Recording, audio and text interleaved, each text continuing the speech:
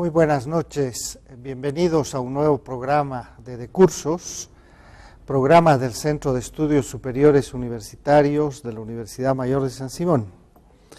Hoy día tenemos un invitado de lujo, él es Óscar Alba, abogado, fue decano de la Facultad de Derecho de nuestra universidad y actualmente es presidente del Instituto de Estudios Internacionales. Con él vamos a charlar un poco sobre la situación internacional y bienvenido, Óscar, realmente un gusto estar esta noche contigo. Muchas gracias por la invitación, Manuel. Un saludo a los televidentes y espero poder decir algo interesante. Óscar, hace un par de semanas atrás organizamos en el CESU, juntamente con el Instituto de Estudios Internacionales, un conversatorio sobre lo que está pasando a nivel internacional, particularmente sobre toda esta crisis que se está dando con el terrorismo, con los atentados que se dieron en París. No sé si nos podrías comentar un poco cómo los resultados de este conversatorio. Sí, quizá más que los resultados que siempre van a ser cuestionables, creo que es un intento de poner una óptica desde Bolivia en contexto. Pensar el tema del terrorismo, por ir por donde tú empezaste, es evidentemente un tema de convenciones internacionales, en el sentido de que hay un concepto de terrorismo que tiene que ver, por ejemplo, con la violencia indiscriminada respecto a los civiles y otros, que está condenado por la comunidad internacional en su conjunto, y que eso nos hace asumir la posición de condenar los atentados terroristas en París y donde fuera que se den, pero siempre queriendo contextualizar. En este evento hablábamos del tema de la cantidad de muertos que existen en Siria e Irak, desde el punto de vista de la agresión bélica de las potencias occidentales sobre todo, pero no solo las occidentales, están involucrados en aquella guerra potencias regionales, árabes, digamos, como son Irak, Irán, Turquía y otros más. Seguramente, según algún dato de la prensa internacional no muy visible, ya son más de 100.000 muertos, no solo militares, sino civiles, ancianos, mujeres. Entonces, la caracterización de ese hecho, de la muerte de tanta gente en aquellas zonas, merece la reflexión de que además del terrorismo está el incumplimiento de lo que se llaman convenios de derecho humanitario, en derecho internacional, jus in bello, porque gente inocente que no tiene nada que ver con las pasiones humanas de la región está sufriendo mucho por este hecho. Pero además el contexto nos lleva a lo que está ocurriendo en Europa con el fenómeno migratorio originado en la guerra. No nos olvidemos que los migrantes están protegidos por la Convención de Naciones Unidas sobre el Refugio. En realidad son refugiados, pero cuando observamos lo que está ocurriendo en los países de acceso a la Unión Europea y donde inclusive se han puesto ya barreras hasta eléctricas, uno entiende que la cosa no es tan sencilla como la mera condena pública universal, digamos, a los atentados de París.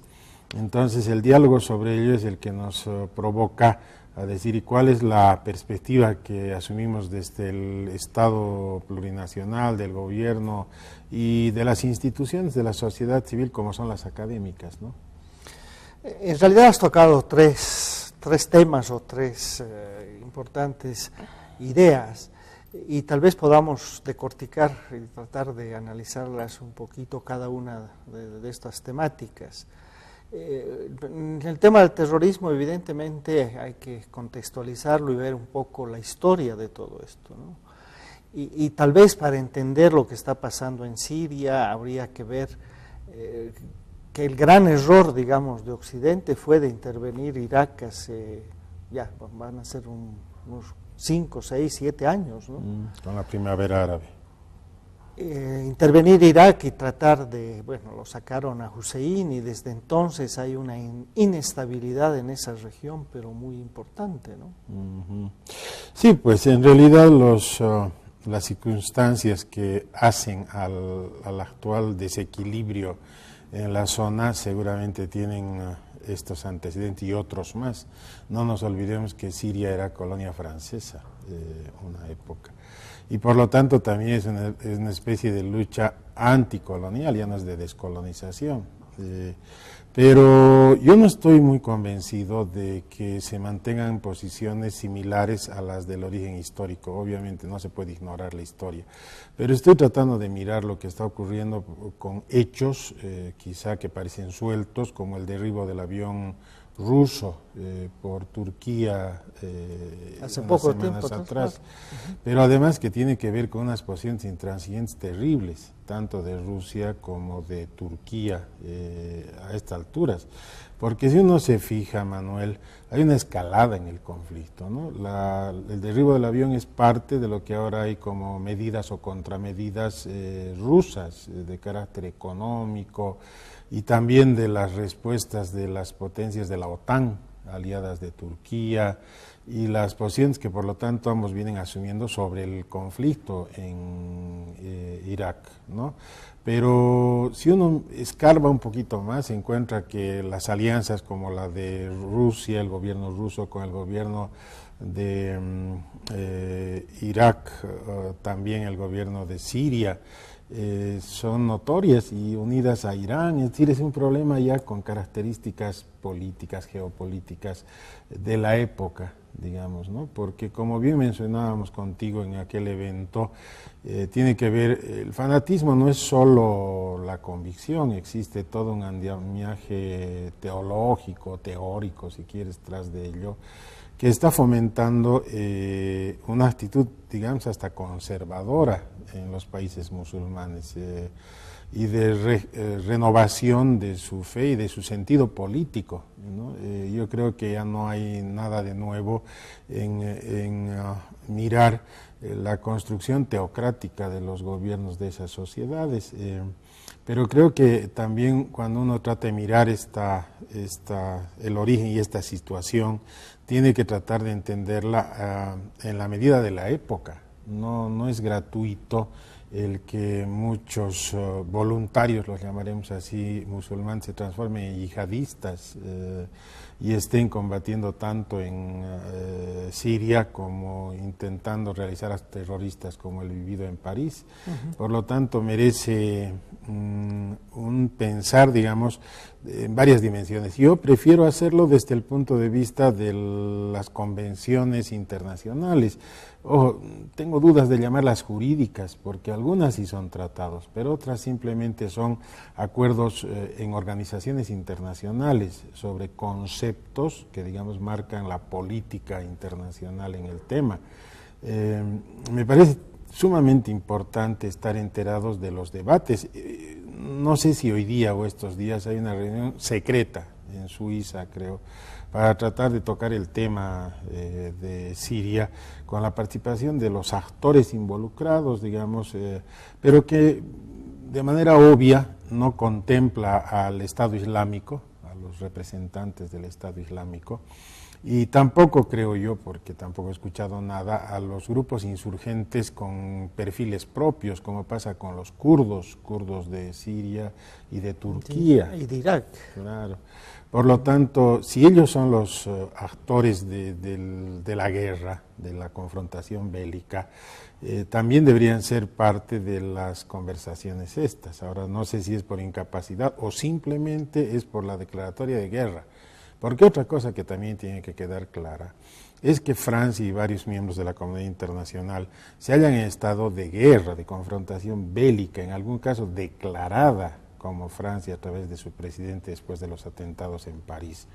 Por lo tanto, tampoco es un dato menor, o sea, no es una lucha insurgente, escondida, en el interior de un Estado, que no involucre situaciones jurídico-militares explícitas, digamos, una guerra no convencional, como decía alguien de los participantes en aquel seminario que hicimos en el CESU. O sea, de alguna manera, tal vez para clarificar y para que nuestros televidentes se den cuenta un poquito de la complejidad del problema, habría que mostrar quiénes son los que están interviniendo. Por un lado están las potencias occidentales, Estados Unidos, Francia, Inglaterra, que de alguna manera están queriendo más bien que derrocar, digamos, al gobierno de Al-Assad, de Siria. Y por el otro lado están, bueno, las potencias del Oriente, digamos, donde está China, Rusia y el Irán, que está más bien defendiendo al gobierno de Al-Assad, ¿no? Y finalmente están, bueno, entre comillas, lo que podríamos llamar los terroristas, digamos, o los grupos insurgentes que también quisieran derrocar al gobierno de Al-Assad, ¿no? Y en todo esto se mezclan intereses económicos, seguro el petróleo tiene algo que ver, y se mezclan intereses de repente también religiosos entre los sunís y los shís. No sé si nos puedes clarificar un poco este panorama. Sí, bueno, en el ánimo de pensarla así como estás planteándola más que otra cosa, ¿no? A ver, debe quedar claro que en la comunidad internacional actual se reconocen estados y se reconocen gobiernos. Entonces, mal que pese a muchos gobiernos, el gobierno de Al-Assad fue reconocido como gobierno legítimo, legal de Siria durante mucho tiempo. De hecho, al momento no existe otro gobierno, por mucho que el yihadismo, el Estado Islámico estén en guerra, tratando de hacerse del Estado. Por lo tanto, resulta una contradicción a la Convención, al reconocimiento mundial de la existencia del Estado sirio y del gobierno sirio, el enfrentarse a él, el subvertir a parte de la población, regiones, territorios, y eso formalmente es así. Ahora, todos obviamente reconocemos en el mundo la existencia de fuerzas políticas y otras relevantes. El yihadismo allá controla territorio, controla población, tiene un modo de administración, pero eso no lo hace Estado, como dicen la mayoría, ¿no? Entonces yo creo que para orientarse y para empezar por alguna parte, porque no se trata de tomar el conjunto de los fenómenos, hacer una ensalada y a ver qué les resulta, tomemos esta convención. Existe todavía un gobierno en Siria y ese gobierno también debería ser parte, debe ser parte de las negociaciones que se están haciendo, secretas o no secretas en este momento, para la solución del conflicto sirio, ¿no? Un elemento. El otro elemento que creo que también tiene que ver con esto, el mecanismo legal, si se quiere, el institucional, para resolver las controversias internacionales está dada en el Consejo de Seguridad de la Organización de las Naciones Unidas, cuando el conflicto tiene la magnitud de este que estamos viendo. Y el Consejo de Seguridad de las Naciones Unidas ha resuelto por unanimidad aprobar medidas agresivas contra el Estado Islámico, contra lo que ellos llaman Daesh. En realidad la idea es que el ejército islámico, el yihadismo, tiene que ser derrotado y eliminado. Militarmente no parece difícil. Alguien decía, no tengo información clara, que es un ejército de 30.000 a 50.000 soldados, que para las potencias que están involucradas en el conflicto realmente es muy pequeño.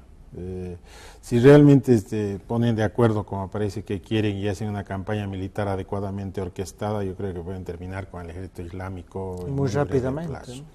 Por lo tanto, no es cierto que ese sea un problema militar. Pero el problema, otra vez, es de corte político-sociológico, porque no consiste en la mera eliminación del ejército, sino en la asimilación de una ideología que es muy radical en el tema, en el cual seguramente los países árabes tienen que trabajar. porque no es un problema únicamente de la coalición occidental o sus fracciones, que más bien tienen miradas geopolíticas, económicas. Los que tienen una verdadera mirada cultural, religiosa, etcétera, son los países de la región. Y allá, como tú bien decías, ¿no? Un elemento que creo que no logramos asimilar adecuadamente a este lado del mundo es la división de los musulmanes, ¿no? La división de sunís, chiís y otras fracciones que realmente expresan un modo de entender esta religión y que está alimentando la guerra. Claro, de alguna manera las potencias regionales, por una parte el Irán y por otra parte Arabia Saudita, están representando estas dos corrientes fundamentales, que son los chiíes y los sunís, y que de alguna manera si estas dos grandes potencias no se ponen de acuerdo y no tratan de calmar y de evitar esta guerra fratricidia, pues no va a haber solución en la región, ¿no? Sí, la sensación general es de que estamos viendo una catástrofe, ¿no? Porque el otro elemento, en lo que tú decías, miremos bien las cosas, es que hay una catástrofe humanitaria terrible. Yo creo que nos impresiona a todos sin necesidad de hacer mucho estudio el ver a mujeres, niños, ancianos, civiles heridos, qué sé yo, ahogándose en el Mediterráneo, por ponerlo en la migración del norte de África o corriendo de Siria a Europa y al resto del mundo. Por lo tanto, no creo que sea un tema que no podamos otra vez reconocer desde lo convencional. Lo convencional nos dice nuevamente que el refugiado es una persona que está huyendo de la catástrofe, no es una persona que pueda optar, ¿no?, a quedarse donde vivía originalmente. Y esa su huida de la catástrofe está reconocida jurídicamente y por lo tanto los estados receptores de la gente que huye tienen la obligación de apoyar a esa gente. Y eso es lo que estamos viendo que no se está pudiendo cumplir. No quiero decir tampoco que haya mala fe. Tengo la sensación de que inclusive la señora Angela Merkel, líder alemana y de la Unión Europea, se la está jugando entera por asumir la política del refugio, políticamente. Por lo tanto, no es que los europeos no hagan algunos esfuerzos, pero la pregunta es si están en la medida, si tienen la magnitud suficiente en la escala del desastre que ellos con sus inadecuadas políticas como las que mencionábamos al principio han generado. De alguna manera todo este problema de los refugiados está causando muchos problemas en Europa y lamentablemente lo que estamos viendo en Europa es el renacimiento o la revitalización, digamos, de una serie de grupos xenófobos, ¿no? Hay mucho racismo, la gente ya no quiere que vengan más musulmanes, mismo ha llegado al extremo de que un candidato en Estados Unidos, por ejemplo, el señor Trump, dijo de que ya no iban a entrar, si él era presidente de Estados Unidos, que no entraría ni un musulmán más a Estados Unidos. O sea, es preocupante la situación.